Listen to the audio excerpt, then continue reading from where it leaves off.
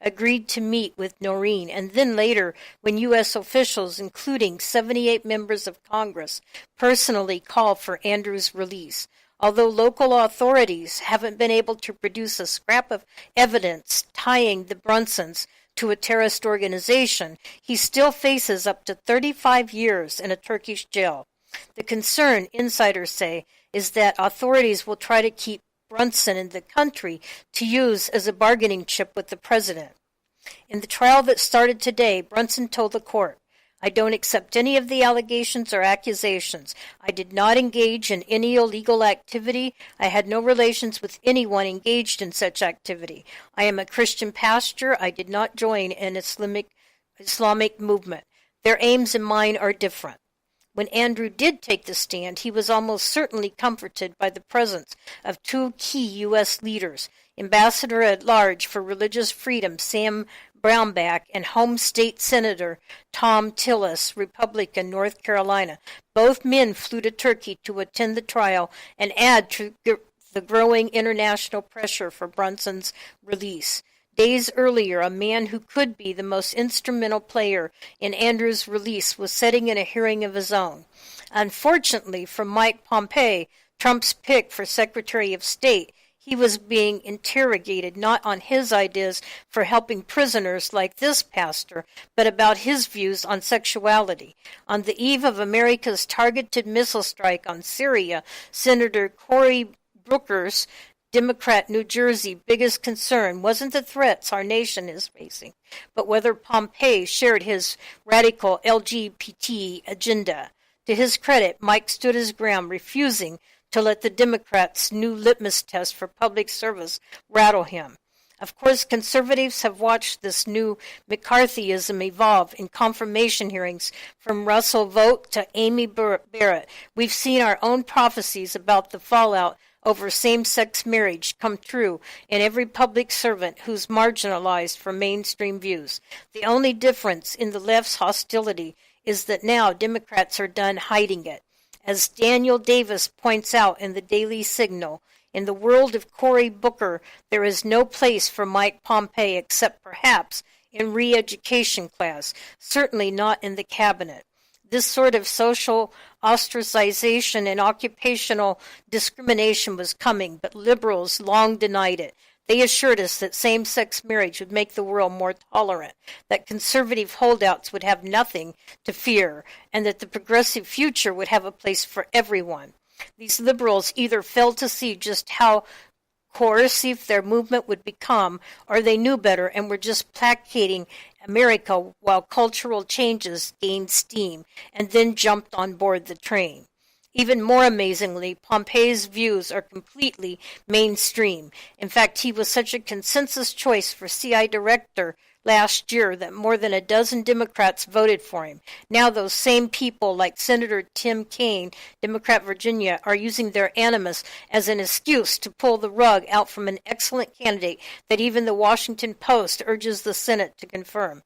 "I did vote him for CIA director," Kaine said over the weekend. "He has an intel background that I thought suited him for the position. But look," he went on, "we have a president that is anti-diplomacy, and I worry that Mike Pompeo has shown the same tendency to oppose diplomacy. He was not just against the Iran deal when he was a House member, but he spoke about the relative ease of wiping out Iran's nuclear capacity with a bombing run." Obviously, Democrats won't be satisfied until the president's nominees either recant their faith or insist on having none at all. It's time for the left to end its campaign of intolerance. If you haven't already, join the 25,000 Americans who signed our petition to the U.S. Senate protesting the treatment of Christians like Mike Pompeo. As FRC's Travis Weber argues in his new op-ed for The Hill, in his long history of public service, Mike Pompeo has been scrupulous to treat every human being with dignity and respect. His critics should seek to understand this instead of resorting to personal attacks. They would find that he is a competent and principled person who is well qualified to fill the role of our chief diplomat and will seek to unite and serve all of us in representing our common interest on the world stage. Well, I guess we will find out what happens, won't we? It's looking favorable for Pompeo, though. In fact, this Monday, while I was traveling, Mike Pompeo barely was accepted as Secretary of State. Hooray. Let's hope this minister to Turkey has such good results also. By the way, did you hear about the New York-based group that were planning to send members to Syria? They were roommates who lived seemingly ordinary lives. One chopped vegetables at a Brooklyn gyro shop. I never say that word right. Another worked at a shopping mall. Like many young people, they spent considerable time online. But Abdurasul Jorabov and Akhor Sadamitov came to the attention of the FBI when Jorabov posted an ominous message on a terrorist-affiliated website. He was willing to engage in an act of martyrdom on U.S. soil by killing then-President Barack Obama to strike fear in the hearts of infidels. This investigation subsequently revealed that the two of them planned to travel to Turkey and then Syria to wage violent jihad on behalf of ISIS. They later communicated online with an Iraq-based ISIS website administrator who encouraged them to travel to ISIS-controlled territories to fight with the terrorist group. One of them indicated his willingness to support the activities of ISIS and said he wanted to leave the United States undetected to go to the Middle East. It was a very serious plot, said Special Agent Andrew Packman, who supervised the case as part of the FBI's New York Joint Terrorism Task Force. Over several months, we collected very strong evidence of what they were planning to do. They were working to get weapons and funding for the trip. FBI and U.S. Secret Service interviews with the men, as well as further investigation, showed they were serious about traveling to Syria, or if they weren't able to travel abroad, conducting attacks against the president or against law enforcement officers in the United States. They also had help from associates in raising money and arranging travel. Over several months, the two of them planned their travel, with one slated to make the first trip. They gathered funds, bought tickets, and worked with their ISIS facilitator to figure out how to get into Syria. One of their trip was temporarily thwarted when his mother confiscated his passport, though he was able to obtain other travel documents under the guise that he was visiting his family in Uzbekistan. Their intent was to go to Syria and fight, but they indicated they were fully committed to conducting an attack in the U.S. if they could not get there, Andrew Packman, Special Agent, FBI New York, said. After months of planning, on February 24, 2015, an associate drove Seda Mitov to New York's John F. Kennedy for his flight to Turkey. That associate also gave him $1,700 in cash for travel and to purchase weapons when he got to Syria, but he never got on the plane. He had been under surveillance for months and was arrested by the FBI before he could board. Simultaneously, agents in Brooklyn arrested Jorabov, who had already purchased his own plane ticket and was planning to go to Syria via Turkey the following month at his Brooklyn apartment. Their ISIS facilitator was arrested in Jacksonville, Florida, along with an additional co-conspirator in Norfolk, Virginia. Other co-conspirators were later arrested in New Haven and Chicago. Later in 2015, Jorabov pleaded guilty to conspiracy to provide material support to a foreign terrorist organization and was sentenced in October of 2017 to 15 years in prison. Last year, Seyhadamatov pleaded guilty to conspiracy to provide material support to a foreign terrorist organization and in December was also sentenced to 15 years. Others have pleaded guilty to helping the two men.